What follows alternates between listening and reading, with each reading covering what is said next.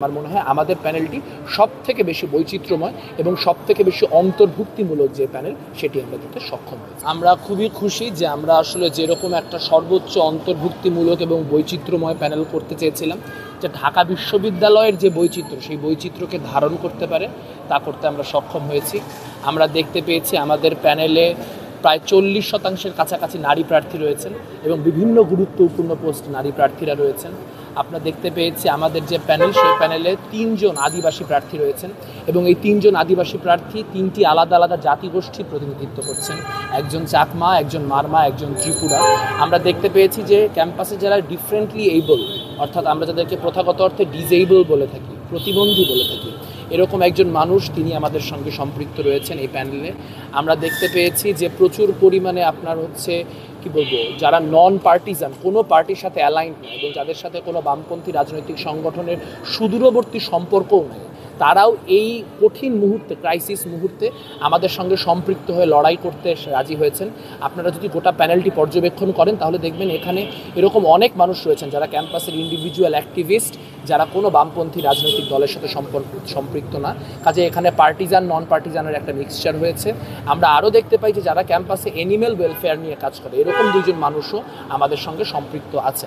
কাজেই এই ক্যাম্পাসের যেই যাবতীয় বৈচিত্র্য, সেই বৈচিত্র্যকে যারা ধারণ করতে পেরেছেন, আমার মনে হয় আমাদের প্যানেলটি সবথেকে বেশি বৈচিত্র্যময় এবং সবথেকে বেশি অন্তর্ভুক্তিমূলক যে প্যানেল সেটি আমরা দিতে সক্ষম হয়েছি। আচ্ছা, নির্বাচন কমিশন থেকে আমরা দেখছি যে একদিন সময় বৃদ্ধি করা হয়েছিল মনোনয়নপত্র সংগ্রহে। আপনারা অভিযোগ করেছিলেন যে আসলে কোনো একটা গোষ্ঠীর চাপে তারা এটা করেছে। এরকম কোনো অভিযোগ আমরা করিনি। এটা হয়তো সম্ভবত আপনারা বাকছাস বা অন্য কারো কাছ থেকে পেয়েছেন। আমাদের জায়গা থেকে আমরা এরকম কোনো অভিযোগ করিনি। আসলে পুরো জিনিসটাই তো এক ধরনের একটা অব্যবস্থাপনার মধ্য দিয়ে যাচ্ছে, তো যার ফলে আসলে একদিন এক্সটেন্ড করা এটাকে আসলে খুব আহামরি কোনো বড় সংকট বা ক্রাইসিস হিসেবে দেখতে বা এখানে নানান ষড়যন্ত্র তত্ত্ব অ্যাপ্লাই করার ব্যাপারে আমরা একমত নই। তবে নির্বাচনকে পিছানোর কোনো প্রক্রিয়া যদি হয় তাহলে তার বিরুদ্ধে যে আমাদের অবস্থা সেটা খুব শক্তভাবে জারি। নির্বাচন বানচাল বা পেছানোর কোনো ষড়যন্ত্র আপনারা পরিলক্ষিত করছেন কিনা, মানে অবজারভেশন? নির্বাচন যাতে কোনোভাবেই সুষ্ঠু না হতে পারে তা নিশ্চিত করার জন্য আসলে যাবতীয় ব্যবস্থা রয়ে আছে।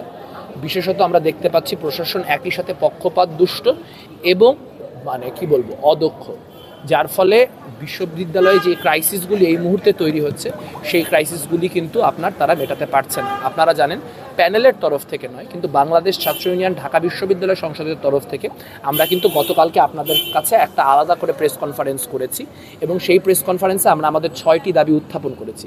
সেই 6টি দাবির মধ্যে কয়েকটি খুব গুরুত্বপূর্ণ বিষয় রয়েছে।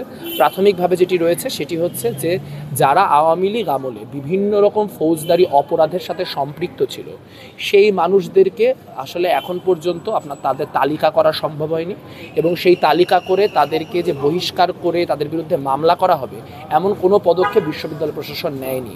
এবং এই দাবি কিন্তু আমরা আজকের থেকে না, গত 8-10 মাস ধরে করে আসছি। অভ্যুত্থানের পর থেকে আমরা বলে আসছি যে যারা বিভিন্ন রকম ফৌজদারি অপরাধের সাথে সম্পৃক্ত ছিল তাদের অবশ্যই বিচারের আওতায় আনতে হবে এবং তার জন্য প্রাথমিকভাবে তাদের তালিকা করতে হবে। ঢাকা বিশ্ববিদ্যালয় প্রশাসন জুলাই অভ্যুত্থানে হামলাকারীদের একটি তালিকা যেটি করেছে সেই তালিকাও একটা নাম কাওয়াস্তে হওয়া তালিকা। সেই তালিকাতে এমনকি তানভীর হাসান সৈকতের নাম পর্যন্ত ছিল না। কিন্তু এর বাইরে তাদের কাছে যখন তারা চাপে পড়ে সিদ্ধান্ত নেয় যে তারা শুধু জুলাই হামলাকারীদের না, বরং তার পূর্ববর্তী আমলের যে হামলাকারী তাদেরকেও বিশ্ববিদ্যালয় থেকে বহিষ্কার করবেন, কিন্তু আমরা দেখতে পেলাম তাদেরকে এখন পর্যন্ত কোনো তালিকাতে অন্তর্ভুক্ত করা হলো না। তারই ফলস্বরূপ আমরা দেখতে পাচ্ছি জুলিয়াস সিজার তালুকদারের মতো কুখ্যাত সন্ত্রাসী তিনিও কিন্তু মনোনয়নপত্র তুলেছেন এবং মনোনয়নপত্র জমা দিয়েছেন। আমরা একই সঙ্গে দেখতে পেয়েছি বিভিন্ন হল, অন্তত 2টি হলের কথা আমরা বলতে পারি, 21শে হল এবং জসীমউদ্দিন হল, যেখানকার প্রভোস্ট নীল দলের একদম পরীক্ষিত ব্যক্তি এবং যারা কিন্তু 3রা আগস্টেও ছাত্রদের উপর চলা যে গণহত্যা, এই গণহত্যার পক্ষে সম্মতি উৎপাদন করছিলেন। কাজে তাদেরকে রেখে কিভাবে করে আসলে একটা ভালো প্রশাসন, একটা নিরপেক্ষ প্রশাসন হতে পারে তা আমাদের বোধগম্য হয় না। একই সঙ্গে আমরা দেখতে পাচ্ছি হলের ক্ষেত্রে হল রাজনীতি কিভাবে থাকবে, কি অবস্থায় থাকবে তাই নিয়ে এখন পর্যন্ত বিশ্ববিদ্যালয় প্রশাসন কোনো রকম অবস্থান দেখাতে পারছে না। তাদের যে রূপরেখা প্রণয়ন কমিটি, সেই রূপরেখা প্রণয়ন কমিটি কিন্তু এখন পর্যন্ত তাদের কোনো পদক্ষেপ বা রূপরেখা কি হবে তা প্রকাশ করতে সক্ষম হয়নি। এবং আমরা নিজেরা এই জিনিসটি নিয়ে সাংগঠনিকভাবে ছাত্র ইউনিয়নের জায়গা থেকে খুবই ওয়ারিড, কারণ আমরাও আমাদের সাংগঠনিক যেই কলেবর এটা বৃদ্ধি করার জন্য বা গতিশীলতা আনার জন্য একাধিক আহ্বায়ক কমিটি দিতে আগ্রহী। কিন্তু এই আহ্বায়ক কমিটিগুলি দেওয়ার সাথে সাথে আর একটা মব পরিস্থিতি সৃষ্টি হবে কিনা সেই বিষয়ে আমরা শঙ্কিত। এবং আমরা শঙ্কিত অনলাইনকে কেন্দ্র করে যেই ধরনের অনলাইনে এক ধরনের ডিসইনফরমেশন ক্যাম্পেইন চলছে এবং ঢাকা বিশ্ববিদ্যালয়ের নামকে ব্যবহার করে ছাত্র লীগের এবং ছাত্র শিবিরের যে পেজগুলি অ্যাক্টিভ হয়েছে, আপনারা জানবেন বিশ্ববিদ্যালয়ের শিক্ষার্থী সংসদ নামে একটি গ্রুপ রয়েছে যেটি এই জুলিয়াস সিজার তালুকদারের দ্বারাই পরিচালিত। তার বাইরে শিক্ষার্থী সংসদ 2 নামে একটি গ্রুপ রয়েছে, সেটি মূলত শিবির অ্যাফিলিয়েটেড, এবং ডিউ ইনসাইডার নামে একটি পেজ রয়েছে, তারাও শিবির অ্যাফিলিয়েটেড।